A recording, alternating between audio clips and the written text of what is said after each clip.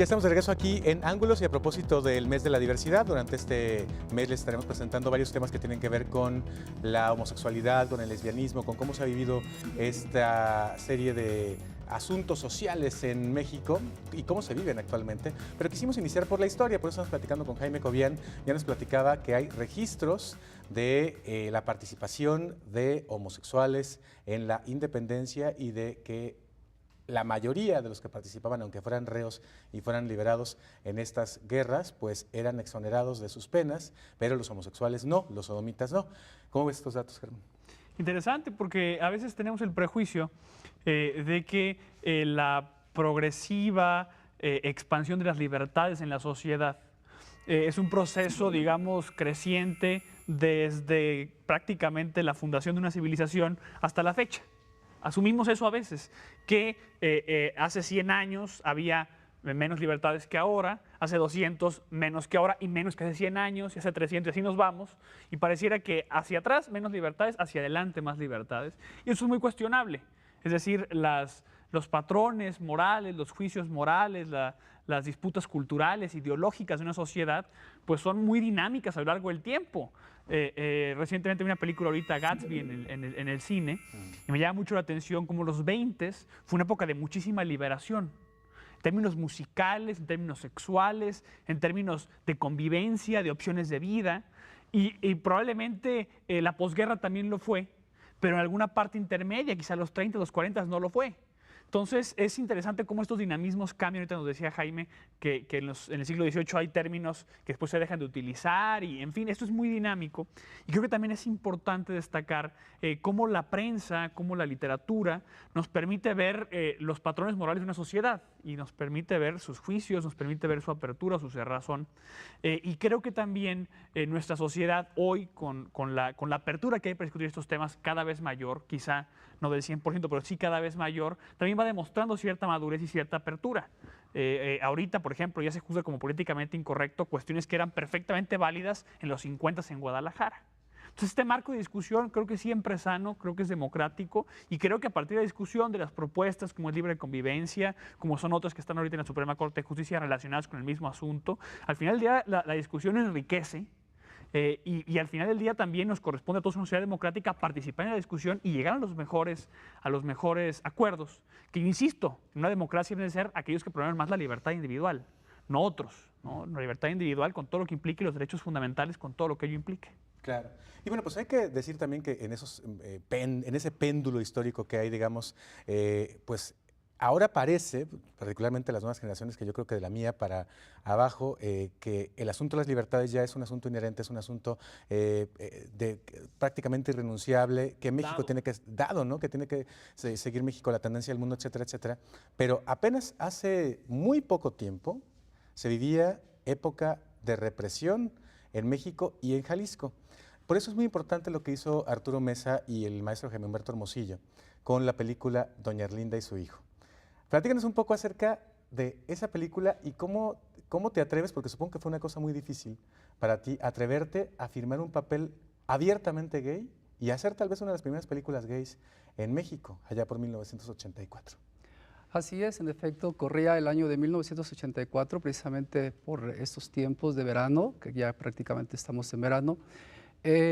Cuando a mí me presentaron ese libreto, prácticamente pues yo lo vi como un actor, ¿no? Sin pensar en las consecuencias. Creo que el libreto fue para mí muy interesante. Yo lo vi como una opción para hacer cine porque yo antes me dedicaba al teatro. Así es de que jamás pensé en las consecuencias. ¿Sí? Vivíamos tiempos muy difíciles en los 84. Hay que recordar que los 80s era la situación del SIDA, ¿no? Que estaba golpeando a todo el mundo y que no se sabía qué estaba pasando. Y eso crea más repulsión hacia la gente homosexual. Cuando la película sale, pues prácticamente está acorralada el que esta se pueda distribuir. De tal manera que en cuanto la película sale, pues no hay espacios, ¿sí? No hay espacios. Y recuerdo yo que la primera exposición que se hizo a la película fue precisamente en el Museo Regional, porque hay que recordar que en los albores del cine, cuando llegó a Guadalajara ya por 1894, pues la gente también, el cine lo vio como algo diabólico, ¿no? Como se estaba viendo algo diabólico o algo terriblemente con la cuestión del SIDA en los 80s. Entonces recuerdo que fue una película que se cerró su espacio de exhibición y se estrena en el Museo Regional. Así como lo hizo aquel director con la película El Despertador Mexicano, que fue ya por 1896, ahí en el Museo Regional.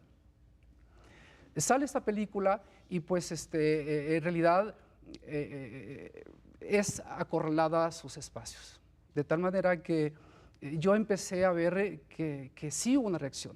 Yo para entonces era estudiante de la Facultad de Arquitectura y a las primeras informaciones que empezó a salir de la película fui golpeado, fui atacado, mi carro fue roto los vidrios, ¿no?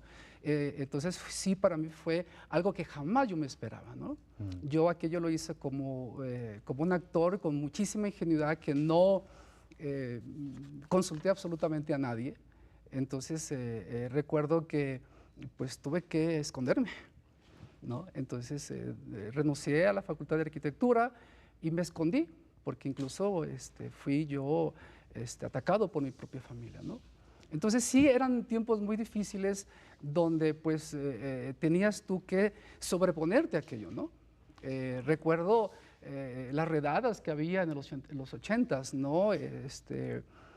Aquel que tenía un caminado medio sospechoso era subido a la patrulla. Entonces sí, eran tiempos muy difíciles.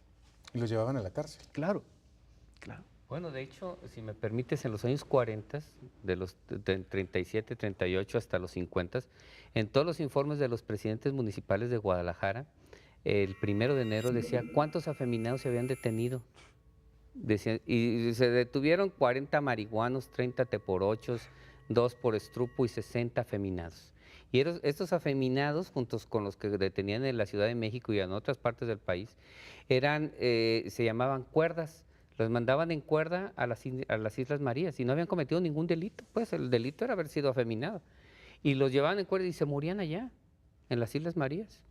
O sea, sin haber cometido ningún delito. ¿Eso entre los 40 y los? 50, no, desde los 30 hasta los 40, hasta los 50.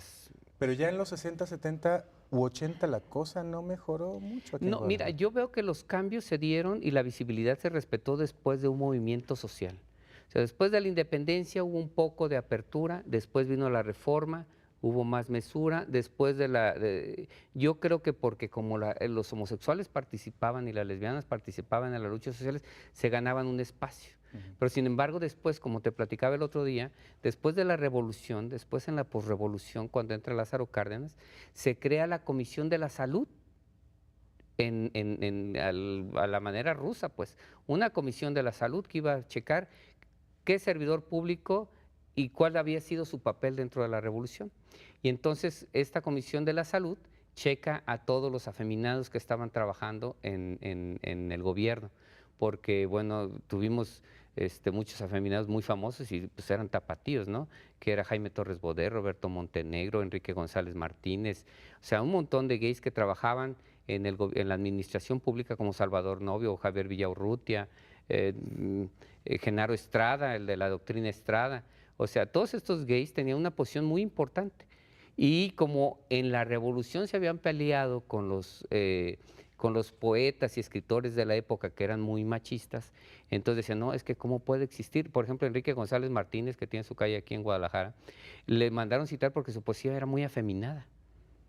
Y lo mandaron citar para checar qué estaba pasando con él, ¿no? Y eso, bueno, pues todavía en épocas, insisto, muy, muy recientes. Sí. En el caso de los 80s, bueno, tú te tienes que ir, te tienes que esconder, sufres hasta del desprecio de la familia, etcétera. ¿Y luego qué?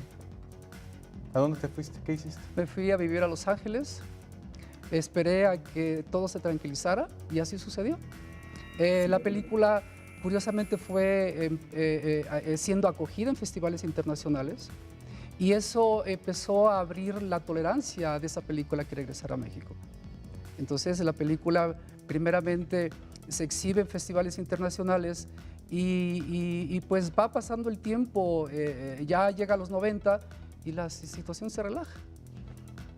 Y entonces se Y estrena en entonces cartelera regreso a comercial. la Ciudad de México otra vez y pues empiezo a trabajar otra vez en el cine, ¿no? Hago otra película que se llamó Lucrecia, Crónica de un secuestro, una producción México y España, pero curiosamente el estereotipo que me queda de Moncho es muy fuerte todavía, ¿no? Vas a las productoras y no te dan trabajo. Curiosamente no entiendo el por qué, ¿sí? ¿Todavía hoy? Hasta el día de hoy, sí.